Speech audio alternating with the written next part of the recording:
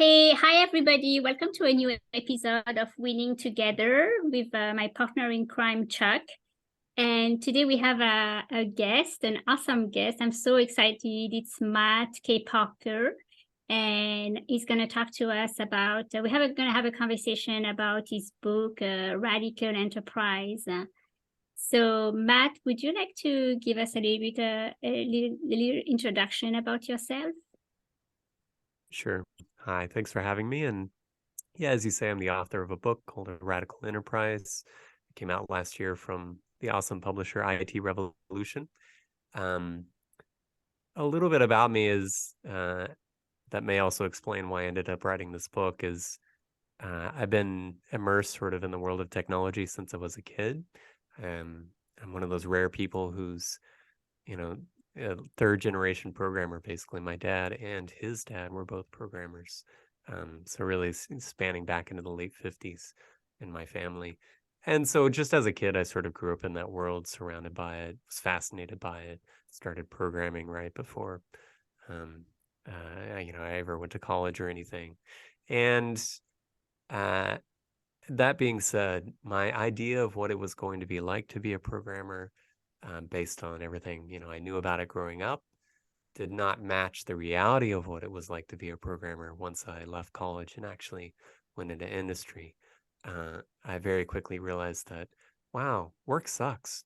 I'm not enjoying myself. I used to love this thing called programming, and it seems like everywhere I went, they had figured out how to suck all the joy out of it. And it went on like that for years. And I thought, I don't know if I want to stay in this industry. Like, what's the point?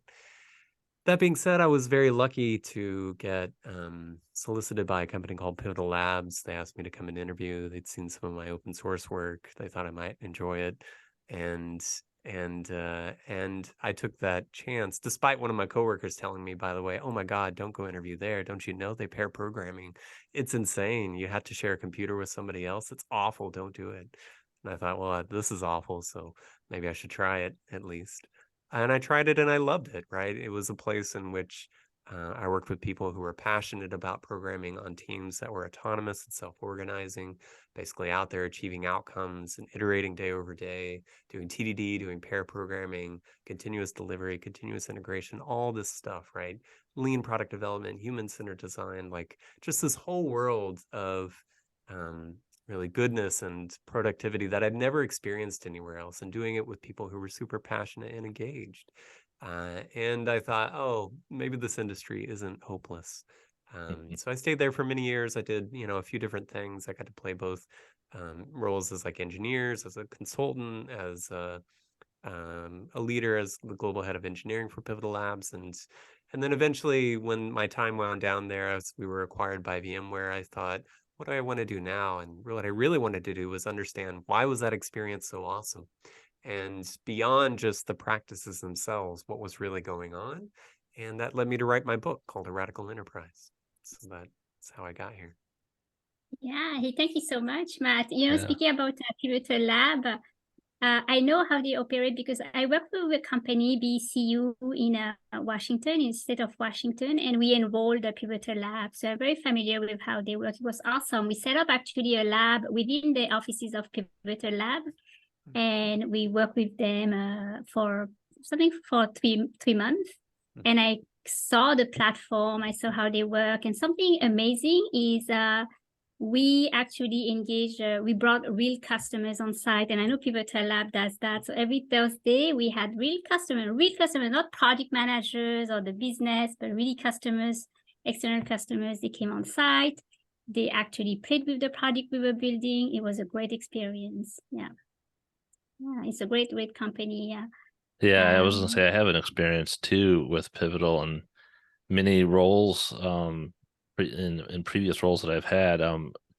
I went up to New York City for an agile conference. It was just a 1 day conference, but it was actually a very impactful trip. One of my favorite authors, David Marquet, who wrote Turn the Ship Around, was there, and he got to sign my book.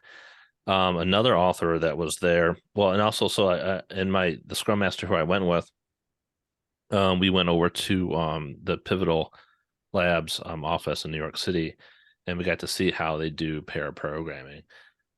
And What year was that? oh my gosh, maybe 2016 or 17-ish, roughly. Oh, I bet I was there. Is I it? bet I was there Oh that time. wow, that's awesome. So Yeah. another author that was there at that event was someone who wrote Joy Incorporated, Joy Inc. Richard Sheridan, Yeah. who runs Mental Innovations, and I've been there to do their tour. I think I did their 2-day workshop, and I mean that was such a tremendous immersive experience. Another pair programming place. But to your point, Matt, going into the industry and just sort of seeing how certain conditions can make you not love what you are doing. It's very impactful, and I think it creates a lot of hope to see people that and what they've done, like with a place like Pivotal Labs, and see what someone's done, like Richard Sheridan with Joy Inc., and be able to sustain those operations. Yeah, One totally. Yeah, I know Rich a little bit, by the way, and um, yeah, I know Menlo Innovation's another fantastic place that's embraced XP and Lean and UCD mhm. and really just shown so many companies around the world the art of what's possible. That there really is another way to go about doing all this kind of stuff, and Yeah, yeah, very inspiring. His books are amazing too.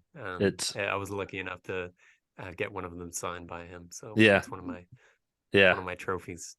yep, absolutely. I I Yeah. interviewed him too for InfoQ, so I'll post this interview. Oh, It was great. awesome Yeah. connecting with. Yeah, absolutely.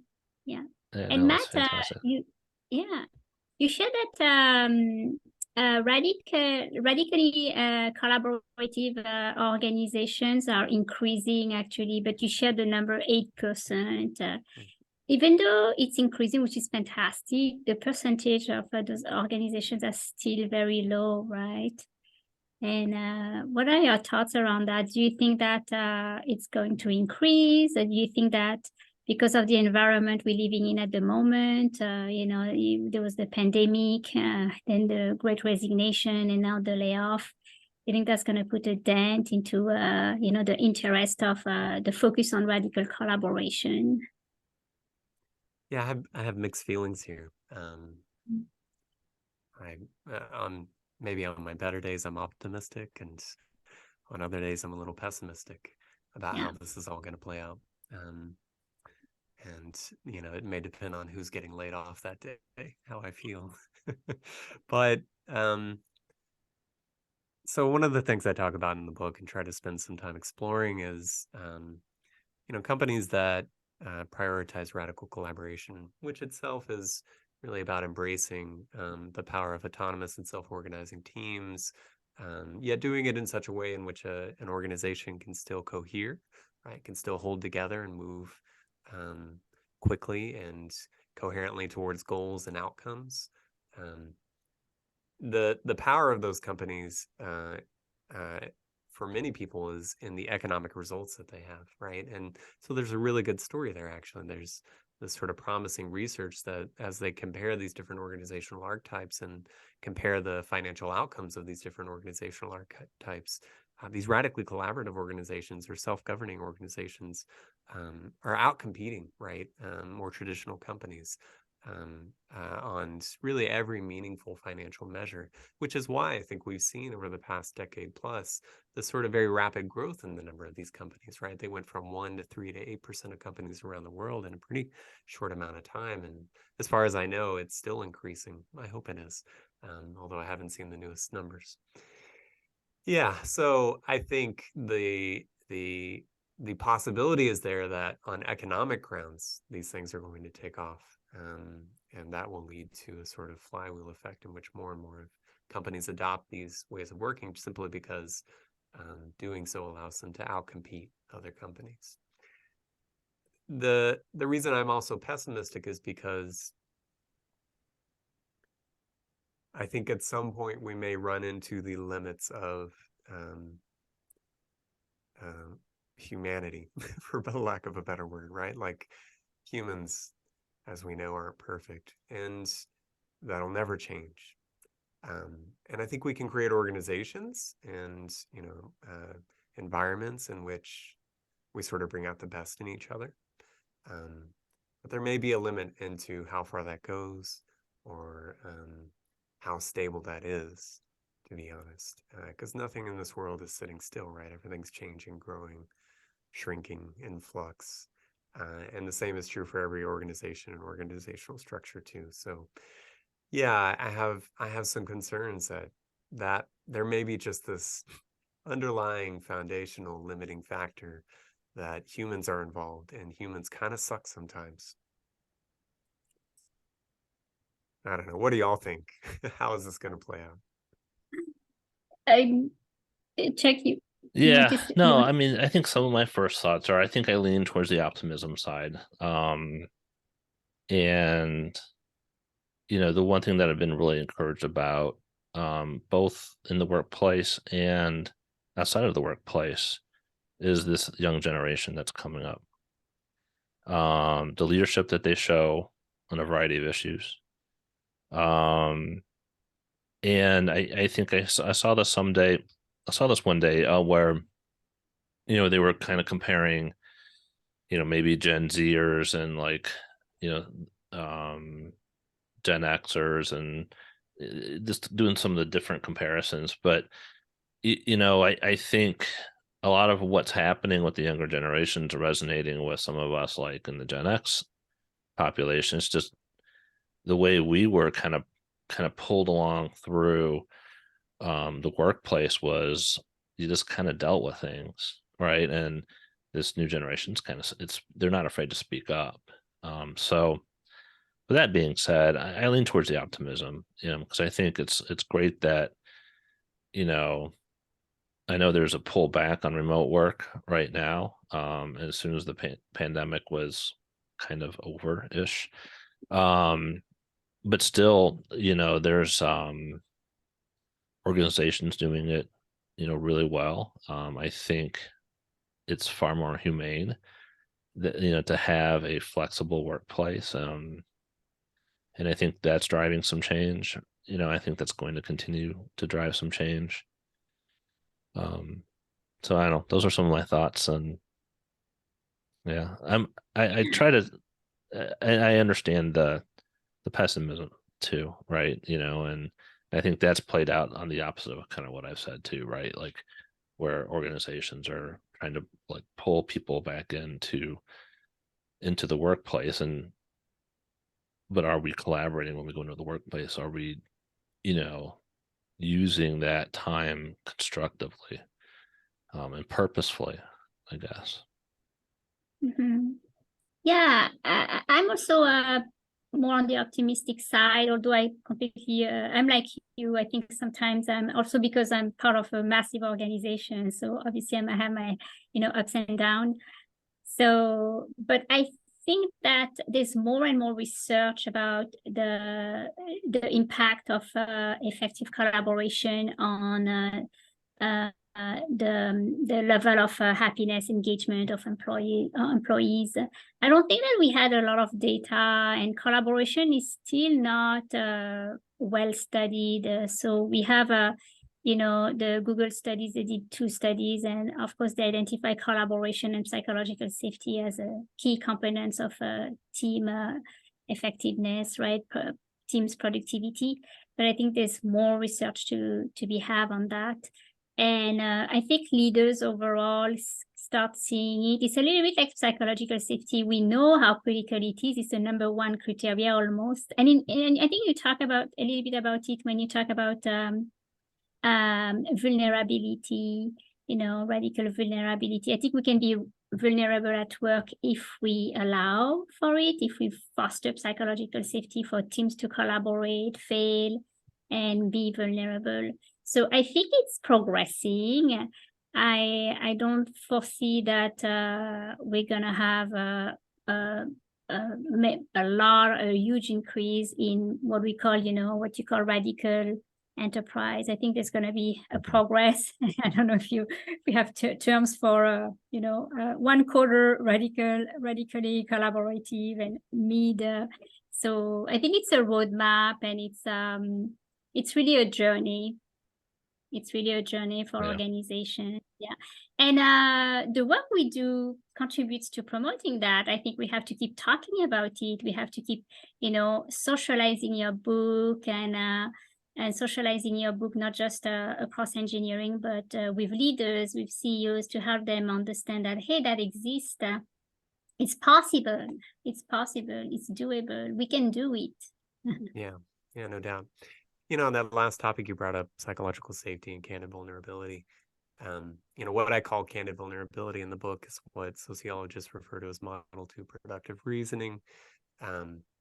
And I think it's worth stopping and talking about that for a minute, because it points to both sort of what's necessary to enable collaboration, and also the challenge that we have, why we might be sometimes pessimistic about how far will we really get, because it is quite a challenge, right? The number one sort of most dominant and prevalent way of reasoning is called Model 1 defensive reasoning. It's seen in cultures all over the world, and seen in rich people and poor people, right? In every sort of nation around the world. And it's based on 4 underlying tacit psychological routines, which are about maintaining unilateral control, appearing rational, winning and not losing, while also suppressing negative emotions in yourself and in others, basically suppressing conflict. People all around the world, although they may say they value something else, what they do, by and large, in group settings is a reflection of those 4 tacit psychological routines. And those are anti-collaborative, right? They are a barrier to authentic, genuine, and valuable collaboration with each other, because to actually collaborate with each other, you have to be candid yet vulnerable, right? You have to say what you think, but you also have to be honest about why you think it, which means exposing the unholy alchemy of heuristics and biases that go on in our minds that lead us to believe what we believe. And for most people, that's a terrifying thing to do, because it's about exposing your thought process to others with the possibility that they might invalidate it. And if you don't care more about success than you do about your own identity, or about looking good, or somehow you fear, what might happen if you're exposed as someone who's thought something wrong, right? Well, then you're really going to struggle to achieve productive reasoning, which means that will be a barrier between you and the people around you in collaborating effectively. So some of the organizations I talk about in the book went down this path, right? They achieved environments which were much richer in productive reasoning than the normal environment. But I also point out and show stories of how hard it was for them to get there, how much practice it took, right? It's literally a skill, and it involves rewiring fundamental parts of our psyches and habits, and building new habits and destroying old habits and unlearning things. That is not an easy thing to do. Many people will never get there. Many people won't even try, and many people that try will not get there. So I don't think we should underscore what a challenge authentic collaboration is. Yeah. We should be realistic about it, because only by being realistic about it are we going to have a chance of actually getting there. I love it. Did you engage executives? Because I have kind of 2 questions. Did you engage executives? I mean, to move to that, to do that rewiring and to move to that kind of organization, we need a sponsorship. We need a support from the leaders. That's not something that can happen at the grassroots level, like an agile transformation or a DevOps transformation. And also, would you say that one of the traits of those organizations is they have a very little hierarchy, if not at all? So would you say that that's a key element to actually promote, radical vulnerability? I mean, candid vulnerability. Right. Okay. So 2 questions. The first question was about executive sponsorship and the practical necessity of it. And yes, in fact, in the book, I talk about the story of a couple of companies, and both of those companies involve an element of executive sponsorship and support, and instigation, basically. Like, yeah, we're going to try and make this turn, right? And we're going to try and develop these skills, and it's not going to be easy. But as the leaders, we're going to support it and create an environment in which everyone can move down this path. So yeah, I think that for most companies, that's probably a necessity, or at the very least, a very nice to have to have that level of buy-in and engagement from senior leadership. Now, when it comes to the other aspect of this, though, so what is the relationship between dominator hierarchies and collaboration, right? And it's a bad relationship, right? It's the degree to which you have a hierarchical structure in which your organization is based on ranking, in which power and privileges are distributed disproportionately, and the higher you go, the more power and privilege you have, right? It disincentivizes a lot of collaboration, because a lot of collaboration is about safety, and it's hard to feel safe if you're worried about being wrong to somebody with hire and fire and compensation power over you, right? And so organizations which are structured, for example, with line managers, seriously inhibit collaboration. They create a lot of perverse incentives for people not to say what they're thinking, not to be candid, and not to be vulnerable, because those are the two things most likely to get you fired or get you demoted or make you lose out on that promotion, right? So there is a very real need to examine the hierarchical structures within companies if you are serious about creating cultures of collaboration. Thank you, Matt. Yeah, I was thinking about, I mentioned Rich Sheridan, and when I was there at Menlo, the one thing I noticed was that obviously Rich is the CEO, and I think they had another C-level executive, but it was a flat organization. There were no, let's say, managers, right, to speak of. But when I looked across the room and I looked at, like, from accountability and responsibility perspective, it was thriving with leaders at all I wouldn't even say levels. It was hard to see levels, but I would say leadership at different roles, right? Because there were some programmers, there were some people that worked on the finance side of things and so forth. So there were some different types of roles in the organization, but there certainly was a lot of leadership. And you talk about, yeah. So I'm kind of like jumping. I was going to jump into a different topic, but I really like that manager devolution like phrase, and like seeing it in practice there was really interesting. No doubt. Yeah. So I think if I could just comment on that briefly, I think what many of these companies show is that becoming a radically collaborative organization and eliminating, the problematic aspects of a dominator hierarchy or ranking hierarchy does not mean that you've just become chaos and anybody does anything they want, right? And most of these organizations actually spend much more time than traditional organizations in crafting roles, because they know that the golden rule of a role is that it has to be empowered. And for a role to be empowered, its accountabilities must match its authorities, right? Whatever that role is accountable for achieving, it also has to have the decision-making rights necessary to achieve it. Otherwise, the role is not empowered by definition, right? And so you see these radically collaborative companies in which people, it's as if there's like, instead of there being sort of, one or two kings at the top, kings and queens at the top, everyone's sort of some king and queen, right? Like everyone has some level of power that is related to the outcome that their role is attempting to achieve, and they have the authority to make decisions in pursuit of that outcome. And so I think that's the fundamental difference, right? And a lot of people don't really that a lot of companies that I've seen try to move down this path and struggle with it. That's one of the key things they've overlooked and missed out, right? The degree to which you have to be very serious about this empowerment of roles. Yeah.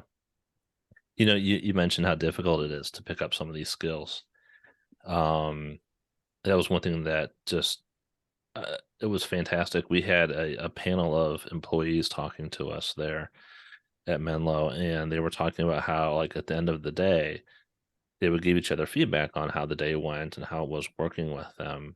And just in general, the concept of peer feedback, scares a lot of people, right? And these were people who were maybe a year or two out of college.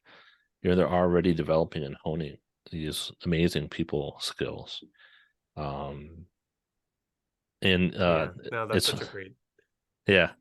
It's awesome to see those kind of practices. And when I was at Pivotal Labs, we sort of developed a daily practice of feedback that we ended up calling plus deltas. A pivot named David Edwards, now called Cedar Edwards, he created this practice, and it just spread like wildfire. And the idea was every day a pair would, at the end of the day before they were done, they would write down the pluses and the deltas, right? What they really liked about the day working with each other. And then where were the opportunities, the deltas, right? Where were like, this is what happened. I think we have an opportunity to achieve this if we could, collaborate even better as a pair. And it became such a non-hierarchical, peer-driven process of mutual support, improvement, feedback that was very genuine and natural, and of course just came out of a day of pairing with each other, very in the moment. And in a sense, that kind of stuff it makes all the difference, right? Developing that, and in a small way, developing those skills can have such a big impact on the culture. Absolutely. Yeah, feedback is so critical to grow, to work actually personally, right? To be able to grow and to better collaborate and to be more innovative. At the end of the day, we want to provide better value to our customers, and we can do that if we, the feedback loop, we apply the feedback loop in engineering. So it's really important to apply it to ourselves, right? Yeah. I wanted to pivot a little bit, if that's okay with you. You shared a story. I'm thinking about we talked about how do we get there, and I'm sure you get that question quite often from leaders and engineering leaders, right? How do we get there? And you shared a really interesting story about a company. They shut down for a week, and they visited companies, radically collaborative organizations, and then they came back to work and they shared what they found out. And could you tell us about this story? And maybe another, that was one way of doing it. And again, I think to do that, you absolutely need the sponsorship of your leaders, right? And maybe do you have other stories to help anybody get started or get interested? Just getting interested is a huge milestone, right? Yeah, no doubt. Yeah, so the story you're referring to, it's not in my book, by the way. So if you buy my book and you don't find the story in it, I've warned you up front. This is actually a story that I first heard from the authors of the book Corporate Rebels. So there's a consulting company in the in Europe called K2K Consulting, and their entire reason for being is help companies transform to self-governing structures, radically collaborative structures. And their method for doing it basically starts with, okay, you're a traditional company. Are you actually serious about doing this? And the way they structure the engagement, they say, if you, the CEO and your executive leaders, if you all sign this contract that says, if I stand in the way of this transformation once it's begun, I automatically get fired and kicked out of the organization. If you sign that, then we know you're serious and we'll proceed. But if you don't, then we're not going to bother. So that's step one. Step two is, great, you've signed it. Now what we're doing is we're putting together committees of, basically people opting in, raising their hand, saying, I want to be part of this process. And they put a bunch of different groups together, and they shut down the company for a week, and they send everyone out to other companies to go embed in these other companies, pair with and shadow roles in the companies for a week, and then to come back and share what they've learned, what they like, and eventually turn that into a set of recommendations. Here's what we want to aim for. When this transformation is complete, our organization will do this and this and this, and this is success for us. And then they take a vote in the company. And again, if they don't get at least 80% of the employees in the company voting yes on whatever that synthesized recommendation set is, then they don't proceed. They say there's no point, right? There's not enough buy-in. But if they get that 80%, then they stay with the company until they achieve their success criteria in that transformation, which can of course take years, right? And especially in larger companies. So yeah, I think they're a fascinating consulting company, and I think they're one to look into. They probably have more stories about this process and all the ups and downs and lessons learned from it than anyone else that I know. Yeah, and I share other stories in the book. For instance, There's a story about a technology company, a fintech company that spent the better part of a decade going through a transformation. It started with executive sponsorship with the CTO, and it started within IT specifically. So it didn't start as a whole company thing, and it started as simple as the CTO saying, "Hey, let's start a management reading club." But the CTO was very careful to say, "Here's what I mean by management. Management isn't a title. It's not a role. It's our job. It's how we make this company. It's how we make decisions. It's how we evolve the business. That's what it means to manage this company. Let's do a reading club in which we figure out who is doing it different from the way we all think it has to be done. And let's learn about what's out there." And through that reading club, they got all kinds of ideas from all these different radically collaborative companies. And they eventually started to say, what are we going to try? Right? What's the first step we could take? What's a baby step? Oh, let's try X. Okay, let's do that. How did that work? That worked pretty well. All right, what's next? Let's try this one. Okay, let's do that. How did that work? It didn't work well. What did we learn? We learned X. All right, what are we going to do now? And they went little by little, step by step, and you can read the story in the book, and until they arrived at a very radically collaborative place. This is also one of the companies, by the way, in a separate part of the book in which I detail sort of their approach to developing candid vulnerability, developing the ability to actually elicit productive reasoning in collaborative settings among a group of people. So yeah, I don't know if those were some of the things you had in mind, Sharon, but that's what came to my mind when you asked. Yeah, thank you very much, Matt. Yeah, no, that's awesome. Yes, the book, I highly encourage any one of you to read it. It's just beautifully written. It has lots of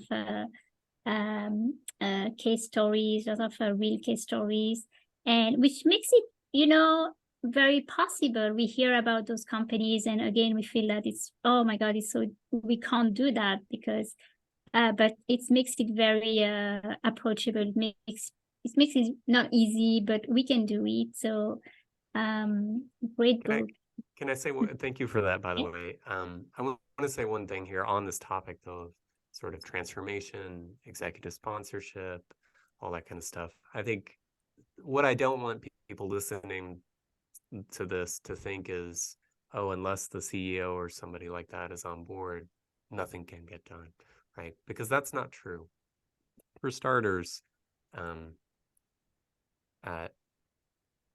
regardless of what kind of organization you happen to be in, no one but you is responsible for how you behave, how you treat the people around you, right? Are you someone who, through their actions, through their words, through their behavior, is creating more security, more autonomy, more fairness, esteem, trust, belongingness with the people you work with, right? Or are you doing the opposite, right? You have to start by asking yourself those kinds of questions. And regardless of whether or not your organization ever changes, don't let that stop you from thinking, I can change the way I act around these people, right?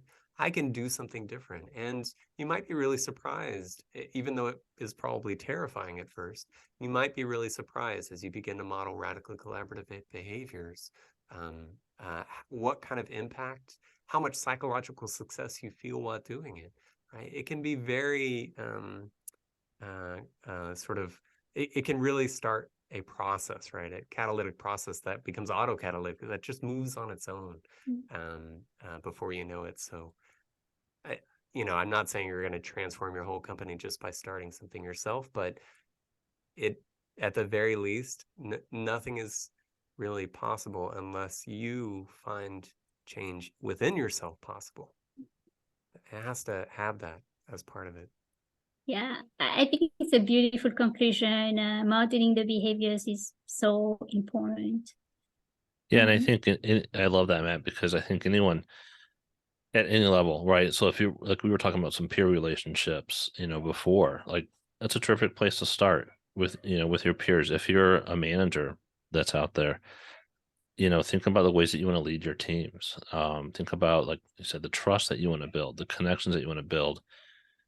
Leading, with your behavior is a great place to start. But then thinking about like what kind of, like having some intention and purpose with how you want your team to like interact with each other, the values they have, how they treat each other. You don't need permission to start doing any of those things. For many, yeah, you can start doing that on your own. Yeah, so thank you so much, Matt, for doing this interview, this podcast with us. So again, it was Matt K. Parker, the author of Radical Enterprise. I highly again encourage you to read it. It's my favorite book, I want to say, ever. Beautifully written and very genuine and authentic. It's packed with practices, and so really fantastic book. But I will put the link of the article that Matt wrote for InfoQ. I'll put that in the link of the video. Thank you so much. Thank you, Matt, and thank you, Chuck. Thanks. Thank No, it's thank great to you. be here. Thank you, Matt. Thank you, Sharon. Thank you.